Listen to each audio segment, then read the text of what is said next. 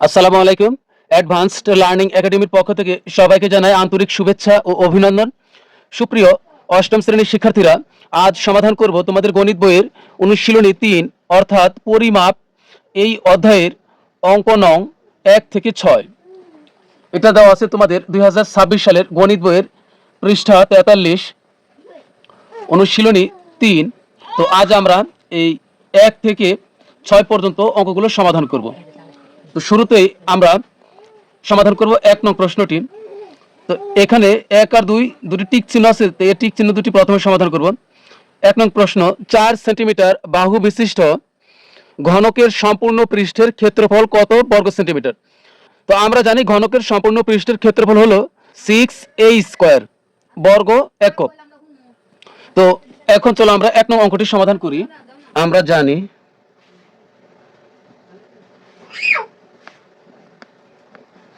ঘনকের সম্পূর্ণ পৃষ্ঠের ক্ষেত্রফল সমান হলো 6a² বর্গ একক। এখানে এ হলো ঘনকের যে বাহু আছে বা তল আছে, তলের দৈর্ঘ্য। তো এখানে ঘনক আসলে কি, আমরা লুডো খেলার সময় যে ছক্কা ব্যবহার করি তার কিন্তু 6টা তল আছে। এই তাহলে এই লুডোর গুটি হলো ঘনক। তো এখানে 6 থাকবে, আর 6-এর সাথে কিন্তু এই স্কোয়ার গুণ অবস্থায় আছে, তাই গুণ। আর এর মান এখানে আমাদেরকে বলেই দেওয়া হয়েছে যে 4 সেন্টিমিটার বাহু বিশিষ্ট, অর্থাৎ ঘনকের যে 6টা তল আছে প্রত্যেক তলের দৈর্ঘ্য হলো 4 সেন্টিমিটার। তাহলে এখানে আমরা এর পরিবর্তে এখানে লিখব 4, আর তার উপরই হবে স্কোয়ার, আর এখানে হবে বর্গ সেমি, বর্গ সেন্টিমিটার। 6-এর 6, 4-এর উপর স্কোয়ার, মানে এখানে 2টা 4 আছে, তো 2টা 4 পাশাপাশি লিখে গুণ করলে হবে 4-4 16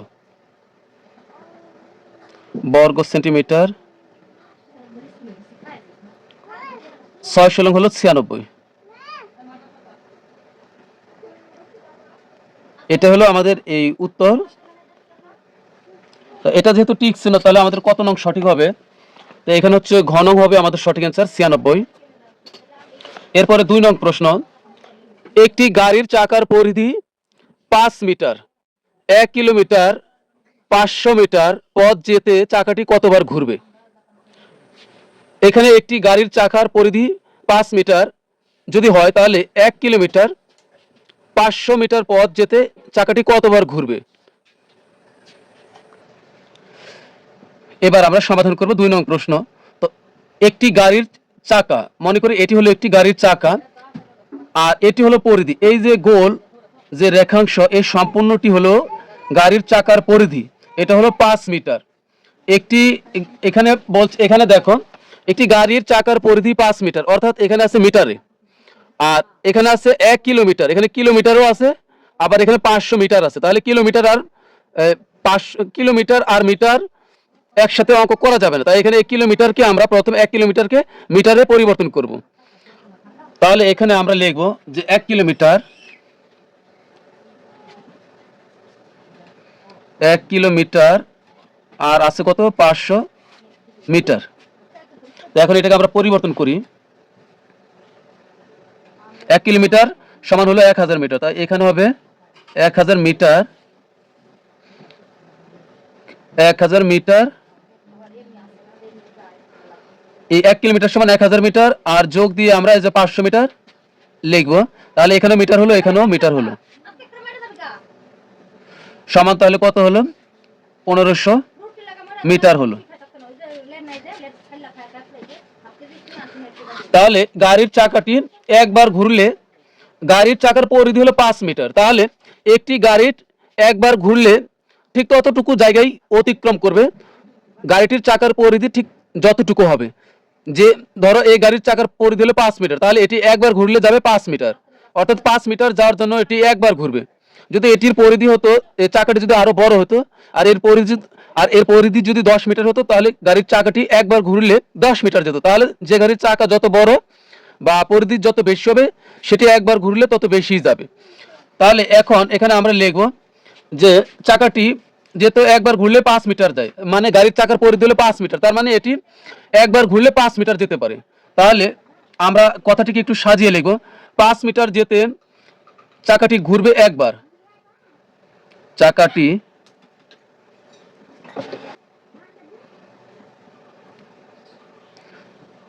সুতরাং চাকাটি 1 মিটার যেতে ঘুরবে, উপরে বেশি নিচে কম হলে ভাগ হবে এখানে গিয়ে, তাহলে এই 1 ভাগ হবে 5 বার।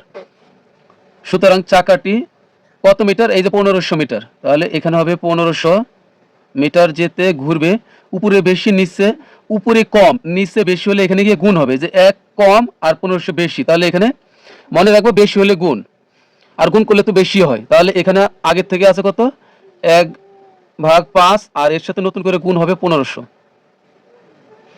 আর এখানে হবে মিটার। 5টা মাঝামাঝি লিখি, তো 5 দ্বারা যদি আমরা 1500কে কাটি তাহলে হবে 300, তো 300 আর 1 গুণ করলে হবে 300, সমান হলো 300 মিটার। তাহলে এটা হলো আমাদের উত্তর। এখানে আমাদের এটাও টিক চিহ্ন, তাহলে আমাদের গ নং হবে সঠিক উত্তর 300 মিটার। 3 নং প্রশ্ন, একটি পুকুরের দৈর্ঘ্য 60 মিটার এবং প্রস্থ 40 মিটার। পুকুরের পাড়ের বিস্তার 3 মিটার হলে পাড়ের ক্ষেত্রফল নির্ণয় করো। মনে করি এটি হলো একটি পুকুর, এই পুকুরের দৈর্ঘ্য হলো 60 মিটার, এই লম্বায় এটা হলো এই যে এই ভিতরের দিকে, এটা হলো দৈর্ঘ্য, এটা হলো সম্পূর্ণ এই যে এটা হলো পুকুর, মানে এটা হলো পানি অংশ, এটা হলো পুকুর যার দৈর্ঘ্য হলো 60 মিটার, তাহলে দুইটা দৈর্ঘ্য, এখানে 60 মিটার এখানে 60 মিটার হবে, কারণ একটি পুকুরে দুইটা দৈর্ঘ্য হয়। আর এটা হলো প্রস্থ 40 মিটার, এদিকে প্রস্থ 40 মিটার, আর এটা হলো পুকুরের পাড়ের দৈর্ঘ্য 3 মিটার, লম্বায় এদিকেও 3 মিটার, দুইটা দৈর্ঘ্য। আবার প্রস্থ এখানে হচ্ছে 3 মিটার, প্রস্থ 3 মিটার, এদিকে প্রস্থ 3 মিটার। এখন বলতে পারো দৈর্ঘ্য তো লম্বা তাই 3 মিটার হচ্ছে, তাহলে প্রস্থ 3 মিটার কিভাবে হলো? দৈর্ঘ্য কিন্তু লম্বা কিন্তু এদিকে চিকন আছে পাড়টা, আর এদিকে প্রস্থ ছোট কিন্তু আবার মোটা, তাহলে এদিকেও 3 মিটার এদিকেও 3 মিটার। যদি এমন একটি পুকুর হয় তাহলে এই পুকুরের পাড়ের ক্ষেত্রফল কত, এটা আমাদেরকে বের করতে বলছে। আমরা কিন্তু অঙ্কটি করার আগে আমরা উত্তর বের করতে পারবো যে এটার উত্তর কত হবে। প্রথমে আমরা বের করব পুকুরের ক্ষেত্রফল কত। তো পুকুরের ক্ষেত্রফল দেখো এখানে 60 আর এখানে হলো 40, তো আয়তকার যে কোনো কিছুর ক্ষেত্রফল হলো দৈর্ঘ্য গুণন প্রস্থ, তাহলে এখানে দৈর্ঘ্য হলো 60, একটা 60 গুণ করতে হবে, আর প্রস্থ হলো কত 40, তাহলে কত হলো 4 6 হলো 2400, এটা পুকুরের ক্ষেত্রফল বের হলো। এখন আমরা এটা বের হলো যে এই ভিতরের অংশ পুকুরের শুধুমাত্র পানি যতটুকু জায়গাতে আছে ঠিক সেই পরিমাণ জায়গার ক্ষেত্রফল হলো 2400। এখন আমরা বের করবো হলো পাহাড় সহ ক্ষেত্রফল, তো পাহাড় সহ কত হবে? তো এখানে হচ্ছে 60 আছে, আর পার আছে কয়টা, দৈর্ঘ্য আছে কয়টা, দৈর্ঘ্য হলো 60, আর পাড়ের দৈর্ঘ্য কয়টা, এখানে 3 মিটার এখানে 3 মিটার, তাহলে হবে 6, তাহলে হবে 66। আর পার সহ প্রস্থ কত হবে? প্রস্থ এমনিতে আছে প্রস্থ 40, আর পার আছে এখানে 3 মিটার এখানে 3 মিটার প্রস্থ, তাহলে হবে পারও হবে 6 মিটার প্রস্থে, তাহলে এখানে কত হলো 46। এখন এবার আমরা এই 66 আর আমরা 46 গুণ করবো, তাহলে কত হবে? 66 গুণন হবে 46, তাহলে আমরা পেলাম এই 3036, তো এটা থেকে বিয়োগ করবো হলো এই যে প্রথম যেটা পেলাম এই 2400, তাহলে এখান থেকে বিয়োগ করবো 2400, তাহলে আমাদের উত্তর আসবে হলো 636 বর্গ মিটার, এটি হলো আমাদের উত্তর। তো এখন এটা আমরা কাগজ কলমে আমরা অঙ্ক করে সমাধান করব। তো আমরা শুরুতে লিখব যে 3 নম্বর প্রশ্ন দেওয়া আছে, তো দেওয়া আছে পুকুরের দৈর্ঘ্য 60 মিটার এবং পুকুরের প্রস্থ সমান হলো 40 মিটার। সুতরাং পুকুরের ক্ষেত্রফল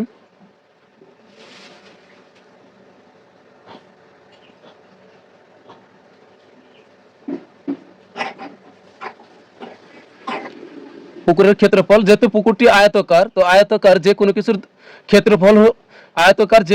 ক্ষেত্রফল হবে দৈর্ঘ্য গুণন প্রস্থ, তাহলে এখানে দৈর্ঘ্য হলো 60 আর প্রস্থ হলো 40, তাহলে এখানে আমরা ব্র্যাকেট দিয়ে লিখবো বর্গ মিটার, যেহেতু অঙ্কটি মিটারে, বর্গ মিটার।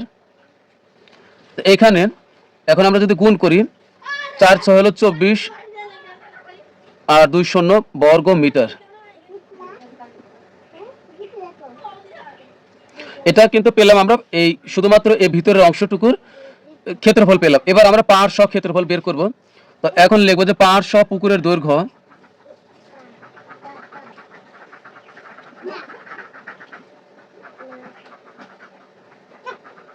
পুকুরের দৈর্ঘ্য সমান হবে কত?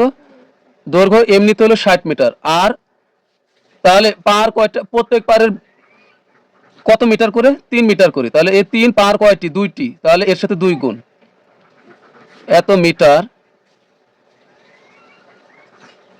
সমান হবে এই 60-এর 60, আর এখানে 3 দুগুণ হবে 6।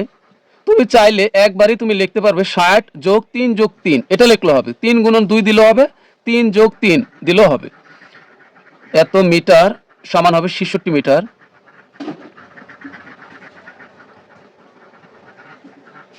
পার সহ পুকুরের প্রস্থ,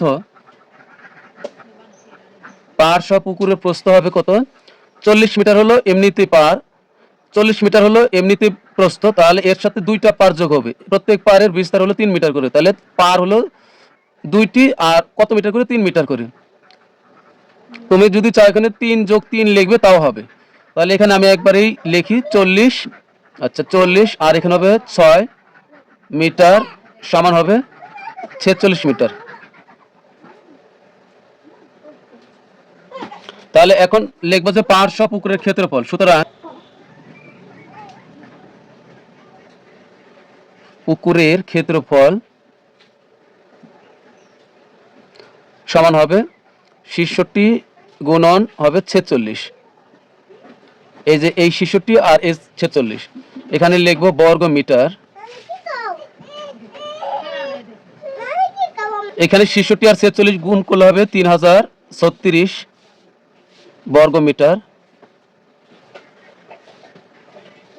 সুতরাং তাহলে পারের ক্ষেত্রফল হবে, সুতরাং পারের ক্ষেত্রফল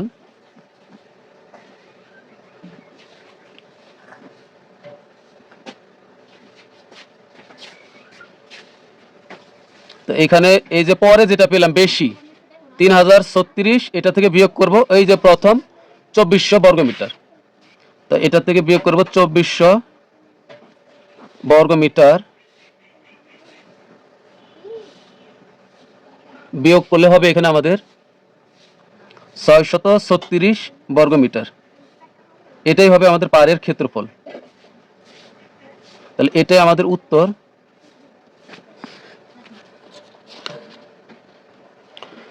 প্রশ্ন নম্বর 4, আয়তাকার একটি ক্ষেত্রের ক্ষেত্রফল 10 একর এবং তার দৈর্ঘ্য প্রস্থের 4 গুণ।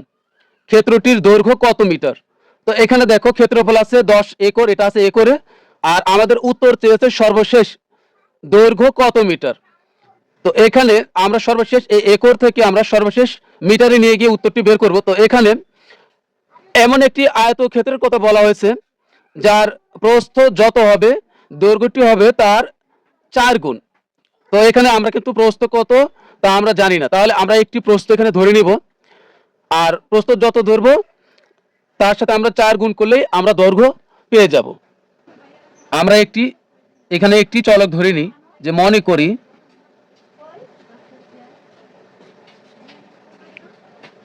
আয়তাকার ক্ষেত্রটির প্রস্থ, আমরা ছোটটি আগে ধরবো, প্রস্থ ছোট, প্রস্থ সমান ক মিটার। সুতরাং তাহলে আয়তাকার ক্ষেত্রটির দৈর্ঘ্য কত হবে? সুতরাং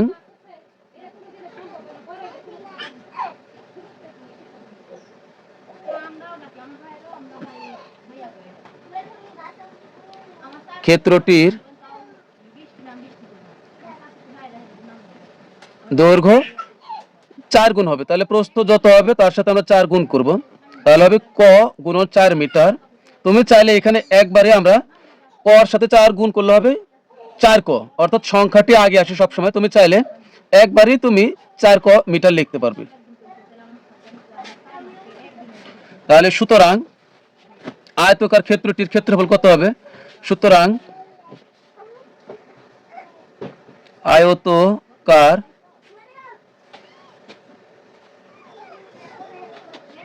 ক্ষেত্রটির ক্ষেত্রফল হবে, আমরা জানি আয়তাকার যে কোনো কিছুর, আয়তাকার ঘর, আয়তাকার পুকুর, মাঠ, সবকিছুরই ক্ষেত্রফল হয় দৈর্ঘ্য গুণন প্রস্থ। তাহলে এখানে এখানে আমাদের দৈর্ঘ্য কত 4 কো, তাহলে এটা হলো দৈর্ঘ্য, এই যে দৈর্ঘ্য গুণন প্রস্থ, প্রস্থ কত, প্রস্থ হলো ক মিটার, তাই আমরা দৈর্ঘ্য আর প্রস্থ একবার গুণ করলাম। তবে এখানে আমরা লিখব যে বর্গ মিটার।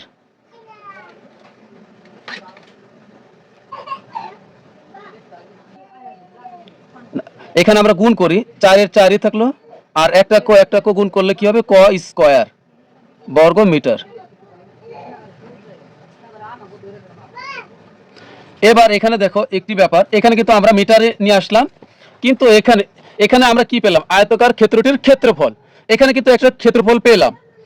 আবার বইয়ে দেখো আয়তকার একটি ক্ষেত্রের ক্ষেত্রফল, এখানে আবার 10 একর দেওয়া আছে, অর্থাৎ এখানে একটি ক্ষেত্রফল 10 একর, আর এখানে একটি ক্ষেত্রফল 4 ক স্কয়ার, অর্থাৎ 4 ক স্কয়ারের মানই হবে 10 একর, কিন্তু এখানে আছে বর্গমিটার আর এখানে আছে একরই। তাহলে আমরা এই একরটাকে আমরা বর্গমিটারে পরিবর্তন করব। তো আমরা জানি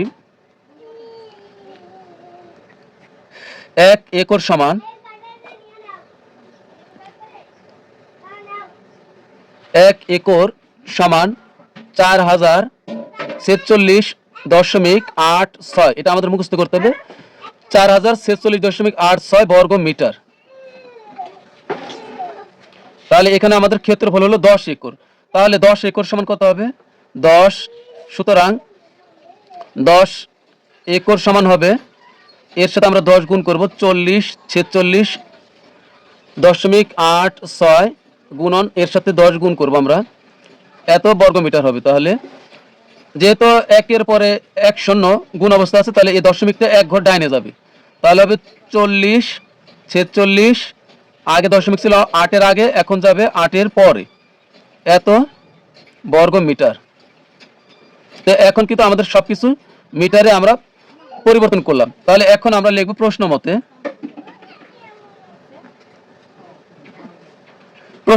এখানে একটি বর্গ মিটার, এখানে একটি ক্ষেত্রফল আছে আর এখানে একটি ক্ষেত্রফল আছে, তাহলে দুই ক্ষেত্রফল আমরা একসাথে লিখব। তো 4 ক স্কয়ার সমান হলো 4046.86। তো এখানে আমরা এই 4 কিন্তু গুণ অবস্থা আছে, তাহলে ওই পাশে পাঠিয়ে দিলে ভাগ হয়ে যাবে, তাহলে এখানে হবে ক স্কয়ার থাকলো, আর 4 আমরা ওই পাশে পাঠিয়ে দিলে ভাগ হবে, ভাগ মানে নিচে চলে যাও, তো 446.86 নিচে চলে গেল এই 4, তাহলে এটাকে আমরা ভাগ করব, এখানে ভাগ করব আমরা 4046.86 একে ভাগ করব আমরা 4 দ্বারা, তাহলে হবে এখানে আমাদের হবে 10,117.15, তাহলে এখানে আমাদের হবে 10,117.15। এখানে আমাদের স্কোয়ারের প্রয়োজন নাই, আমরা শুধু ক রাখবো, তো আমরা স্কোয়ার উঠাই দিব। তো স্কোয়ার উঠাই দিলে কি হয় এটা আমরা জানি, আমি যদি সমানের বাম পক্ষ থেকে স্কোয়ার উঠাই দিই, এর বিনিময়ে সমানের ডান দিকে যে সংখ্যা বা অক্ষর থাকবে তার উপরে রুট হবে, তাহলে এখানে হবে 10,117.15। তো এখন সুতরাং ক সমান তাহলে কত বের হবে, এটাকে যদি আমরা রুট করি তাহলে কত হবে, এখানে রুট করলে হবে 100.584 584।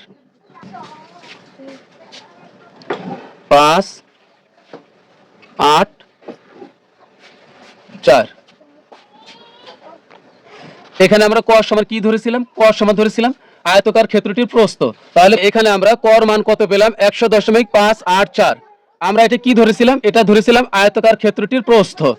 তাহলে প্রস্থ, তো আমরা লিখব যে সুতরাং আয়তকার ক্ষেত্রটির প্রস্থ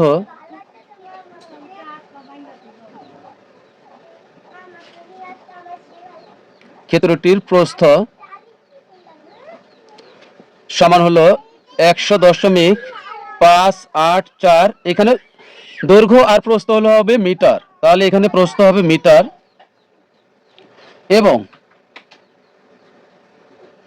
আয়তকার ক্ষেত্রটির দৈর্ঘ্য হবে প্রস্থের 4 গুণ, তাহলে প্রস্থ আছে এখানে কত 100.584, 5 8 4, তাহলে এর সাথে গুণ করতে হবে 4, যেহেতু প্রস্থের 4 গুণ, তাহলে এত মিটার।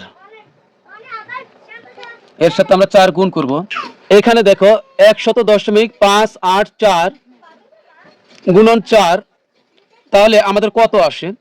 এখানে আসবে আমাদের, এখানে তোমাদের একটু সমস্যা মনে হয়, এখানে আছে 402.336, এটা বের হয়েছে। তাহলে আমাদের উত্তরটি আমরা যদি বইয়ের সাথে মিলাইতে চাই তাহলে কত হবে? 402 দশমিক, আমরা দশমিকের পরে 2 অঙ্ক নিব, এই 3 একটি অঙ্ক, এটা একটা অঙ্ক, এটা 6 একটা অঙ্ক, তো এখান থেকে আমরা 2 অঙ্ক নিব। আমরা যদি 2 অঙ্ক নিই তাহলে আমরা 3 নম্বর অঙ্কটি কত আছে আমরা তা এটা লক্ষ্য করব। যদি 3 নম্বর অঙ্কটি 4 এর চেয়ে বেশি হয় তাহলে আমরা তার বাম দিকে যে অঙ্ক তার সাথে আমরা 1 যোগ করব, তাহলে এই 3 এর 3ই থাকবে। আর এটা যেহেতু 6 অর্থাৎ 4 এর চেয়ে বড়, তাহলে এই 3 লিখলাম, আর বাম পাশের এই সংখ্যার সাথে আমরা, বাম পাশের অঙ্কের সাথে আমরা 1 যোগ করব, তাহলে হবে এখানে 4, 402.34 এত মিটার হবে। আর তুমি যদি চাও যে এটা লিখবে তাও হবে, অথবা তুমি যদি চাও যে এখানে যা বের হয়েছে 402.336 এটাও লেখো, তাও কিন্তু হবে। তার মানে এই নয় যে এটা লিখলে তোমার বইয়ের সাথে মিলে না, তার মানে অঙ্ক ভুল। ভুল না, দশমিকের পরে 1 2 কম বেশি এগুলো কিছুই না। তুমি চাইলে এটাও লিখতে পারবে, অথবা তুমি এটা লিখলেও হবে।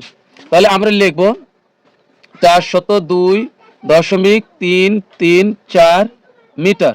তা আমাদের কিন্তু উত্তর চাইছে শুধু দৈর্ঘ্যের কথা বলছে, তাহলে আমরা লিখবো যে সুতরাং দৈর্ঘ্য না উত্তর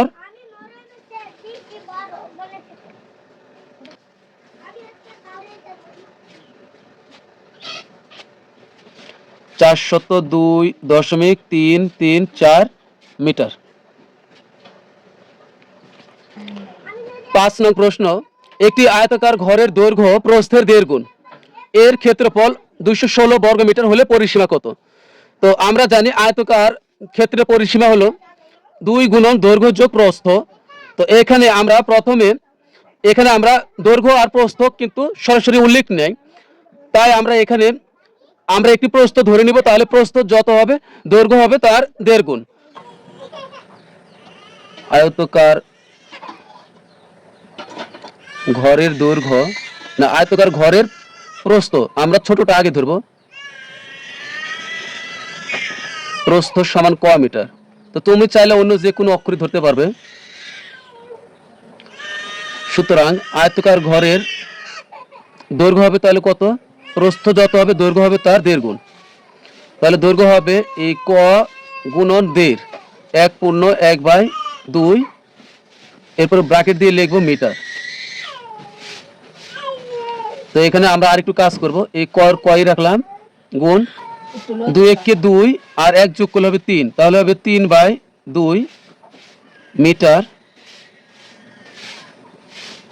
মিটার। তো এবার আমরা ক্ষেত্রফল বের করব। তো আমরা জানি আয়তাকার যে কোনো কিছুর ক্ষেত্রফল হলো দৈর্ঘ্য গুণন প্রস্থ। তো সুতরাং আয়তাকার ঘরের ক্ষেত্রফল সমান দৈর্ঘ্য গুণন প্রস্থ, আমরা একবারই লিখি। তো এখানে দৈর্ঘ্য হলো 3 ক/2, তাহলে 3 ক/2 এটা হলো দৈর্ঘ্য গুণন প্রস্থ, প্রস্থ ধরেছিলাম ক মিটার, তাহলে এখানে হবে ক। তো এখানে আমরা লিখব বর্গ মিটার।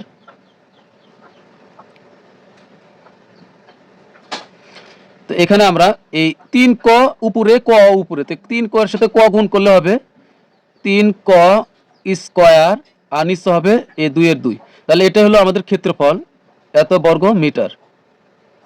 তো এখানে দেখো আমরা একটি ক্ষেত্রফল পেলাম, আবার বইয়ে দেখো আমাদের আরো একটি ক্ষেত্রফল দেওয়া আছে। এর ক্ষেত্রফল 216, মানে একটি আয়তাকার ঘরের দৈর্ঘ্য প্রস্থের 1.5 গুণ, এর ক্ষেত্রফল 216 বর্গ মিটার।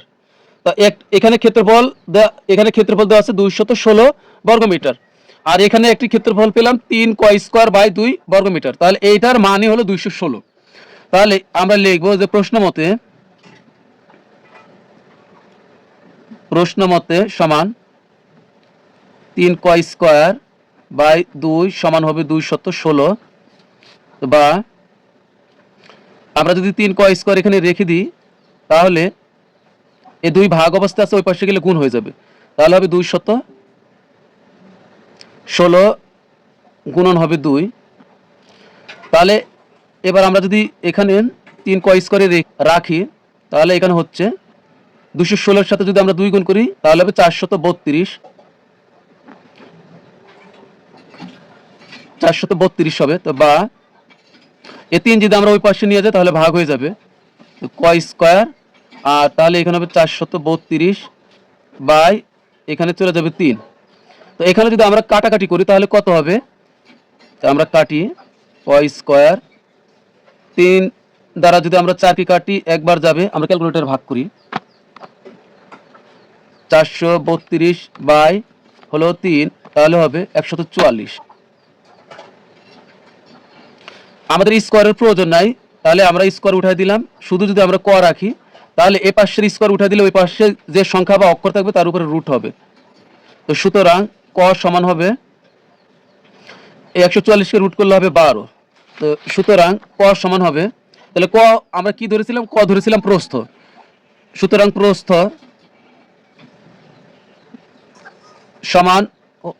সমান হলো 12 মিটার এবং দৈর্ঘ্য হবে তাহলে কত, দৈর্ঘ্য হবে এর 1.5 গুণ, 12 1.5 গুণ, প্রস্থ যা পাবো দৈর্ঘ্য হবে তার 1.5 গুণ, তাহলে তার 1.5 কত হবে, তাহলে দৈর্ঘ্য হবে 3/2, কারণ 3 কে 2 দ্বারা ভাগ করলে কিন্তু 1.5 হয়, তাহলে এত মিটার। তাহলে এখানে আমাদের কত হচ্ছে, এই 2 দ্বারা যদি এই 12 কে কাটি তাহলে হবে 6, 3 6 হবে 18 মিটার। এটা হলো আমাদের দৈর্ঘ্য, এটা পেলাম দৈর্ঘ্য, এটা প্রস্থ। তাহলে পরিসীমা আমরা জানি আয়তকার ক্ষেত্রের পরিসীমা হলো 2 গুণের দৈর্ঘ্য যোগ প্রস্থ, তাহলে এটা হলো ঘর। তো সুতরাং আয়তকার ঘরের পরিসীমা সমান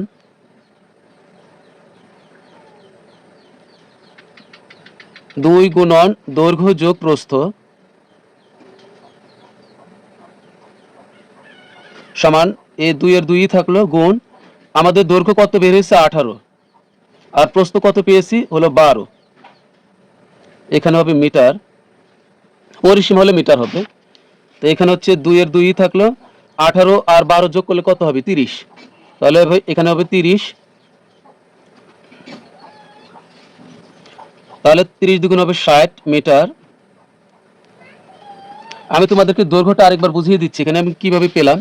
প্রস্থ আমরা দৈর্ঘ্য ধরেছিলাম কত, 3 ক বাই হলো 2, এই যে 3 ক না, এই যে দৈর্ঘ্য ধরেছিলাম হলো ক গুণন 3/2 মিটার, আর সর্বশেষ বেরিয়েছিল 3 ক বাই 2, এই ক এর মান হলো 12 আর 3/2 যা ছিল তাই, আর এর সাথে কাটাকাটি করলে আমরা সর্বশেষ পাবো 18। তাহলে এটা হলো আমাদের 5 নং প্রশ্নের সমাধান। 6 নং প্রশ্ন, একটি ত্রিভুজাকৃতি ক্ষেত্রের ভূমি 24 মিটার এবং উচ্চতা 15 মিটার 50 সেন্টিমিটার হলে এর ক্ষেত্রফল নির্ণয় করো। আমরা জানি ত্রিভুজ ক্ষেত্রের ক্ষেত্রফল হলো হাফ গুণন ভূমি গুণন উচ্চতা, কি বললাম, হাফ গুণন ভূমি গুণন উচ্চতা। তো এখানে দেখো ভূমি আছে মিটারে, উচ্চতা আছে মিটার এবং সেন্টিমিটার দুইটাতেই, তাহলে সমস্যা হলো এখানে যে 50 সেন্টিমিটার আছে উচ্চতার, এই 50 সেন্টিমিটারকে সর্বপ্রথমে আমরা মিটারে পরিবর্তন করব, তাহলে আমরা সহজে ক্ষেত্রফলটা নির্ণয় করতে পারবো। তো এখানে যা দেওয়া আছে আমরা তা আগে লিখবো, যে দেওয়া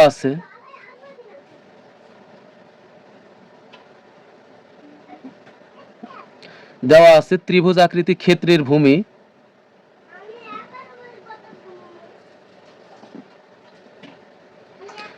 ত্রিভুজ আকৃতি ক্ষেত্রের ভূমি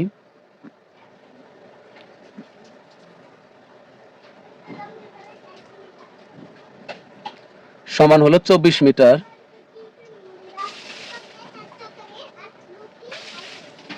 এবং উচ্চতা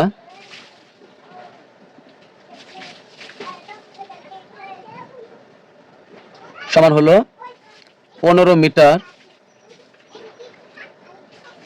50 সেন্টিমিটার।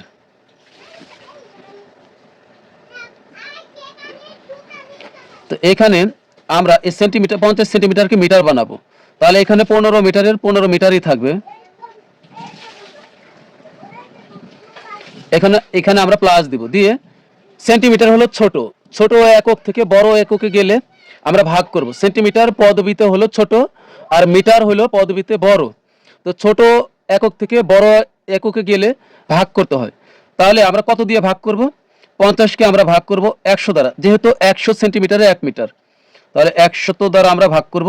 আর 100 দিয়ে ভাগ করার সাথে সাথে এখানে কিন্তু আর আমরা সেন্টিমিটার লিখব না, এখন এখানে হয়ে যাবে মিটার। আর আমরা ব্র্যাকেটে যদি এটা একটু উল্লেখ করে দিই, যেহেতু 100 সেন্টিমিটার সমান হলো 1 মিটার।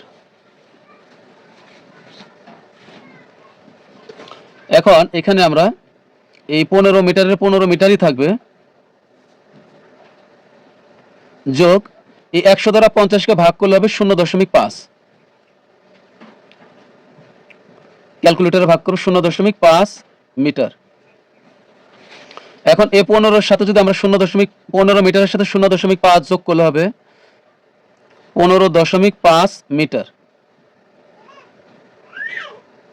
তো এখন আমাদেরকে বলছে যে এর ক্ষেত্রফল নির্ণয় করো। কার? ত্রিভুজ আকৃতির ক্ষেত্রের ক্ষেত্রফল নির্ণয় করো। তো আমরা জানি ত্রিভুজ আকৃতির ক্ষেত্রের ক্ষেত্রফল হলো হাফ গুণন ভূমি গুণন উচ্চতা। তো আমরা লিখব যে আমরা জানি তো হাফ গুণন ভূমি গুণন উচ্চতা। তাহলে এখানে আমরা সব মানগুলো এখানে বসিয়ে দিই। এখন এই হাফের হাফই থাকলো, গুণ ভূমি কত? 24 মিটার, তাহলে এখানে ভূমি হবে 24 গুণ, আর উচ্চতা হলো এই যে 15.5, এই 15 হবে 5। আর এখন এখানে আমরা লিখবো যে বর্গ মিটার।